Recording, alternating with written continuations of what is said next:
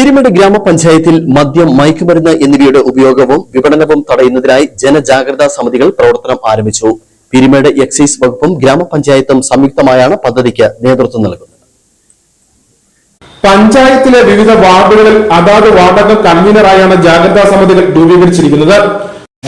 പക്ഷെ അന്നത്തെ ആൾക്കാർ ഉപയോഗിക്കുന്നത് വൈകുന്നേരം മാത്രമാണെങ്കിൽ ഇന്ന് ലഹരി എന്ന് പറയുന്നത് 24 മണിക്കൂറും യൂസ് ചെയ്യുന്ന ഒരു രീതിയിലേക്ക് വന്നിരിക്കുന്നത്. അതായത് കുഞ്ഞു പിള്ളേരെ ഞങ്ങൾക്ക് ഫീൽഡിലൊക്കെ പോകുമ്പോൾ അനുഭവപ്പെടുന്നത് ഒരു പണ്ടത്തെ കാലത്ത് ഒരു 30 വയസ്സിന് മേലെ ഒരു 10 വർഷം മുമ്പ് പോലും ഇന്നത്തെ കാലത്ത് സ്കൂളിൽ പഠിക്കുന്ന 7, 8 അല്ലെ പ്രദേശത്ത് ലഹരി വസ്തുക്കളുടെ ഉപയോഗവും വിൽപ്പനയും പൂർണ്ണമായും ഇല്ലാതാക്കുകയും യുവാക്കൾക്കും വിദ്യാർത്ഥികൾക്കും ഇടയിൽ ബോധവൽക്കരണം ശക്തമാക്കുകയുമാണ് സമിതിയുടെ പ്രധാന ലക്ഷ്യം.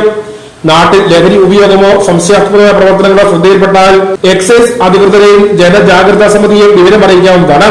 ഗ്രാമതലത്തിൽ ജനപങ്കാളിത്തത്തോടുള്ള ഈ പ്രതിരോധം ലഹരിമുക്ത അന്തരീക്ഷം സൃഷ്ടിക്കുവാൻ ഏറെ സഹായകരമാകുമെന്നാണ് ഭാരവാഹികളുടെ പ്രതീക്ഷ. News bureau, Peermade.